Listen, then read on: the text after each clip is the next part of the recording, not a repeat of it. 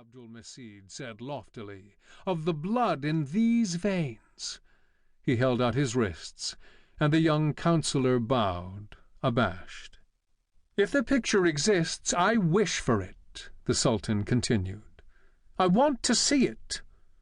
Do you desire, Rashid Pasha, that the likeness of the conqueror should be exposed to the infidel gaze, or that an unbeliever should possess it?" Rashid Pasha sighed. "And yet, my Sultan, we do not know where the painting might be, if indeed it exists at all." The young Padishah sneezed again. While he examined his handkerchief, the Pasha pressed on. "For more than 3 centuries nobody ever saw or heard about this picture. Today we have a rumor, nothing more. Let us be cautious, my Padishah. What does it matter if we wait another month, another year? Truth is like musk, whose grateful odor can never be concealed." The Sultan nodded, but not in agreement. "There is a faster way," he said, in a voice trickled with mucus. "Send for Yashim." 3. Close to the shoreline of the Golden Horn on the Paris side stood a fountain set up by an Ottoman princess as an act of generosity on a spot where the boatmen used to linger and drop their fares. Hundreds of fountains existed in the streets and squares of Istanbul, but this one was particularly old and lovely, and Yashim had admired it many times as he passed. Sometimes, in hot weather, he would rinse his face in the trickle of clear water that splashed down onto the tiled basin. It was those tiles that now stopped him on the street, where he stood unnoticed and aghast in the stream of traffic passing along the shore. Muleteers with their trains, porters under enormous sacks, 2 fully veiled women attended by a black eunuch, a bashi-bazouk on horseback, his sash stuffed with pistols and swords. Neither Yashim nor the ruined fountain attracted anyone's attention. The crowd flowed around him. A man standing alone in a brown cloak, a white turban on his head, watching stricken as a trio of workmen in overalls and dirty turbans attacked the fountain with their sledgehammers. It was not that Yashim lacked presence. His only lack was of something more definite. But he was used to passing unnoticed.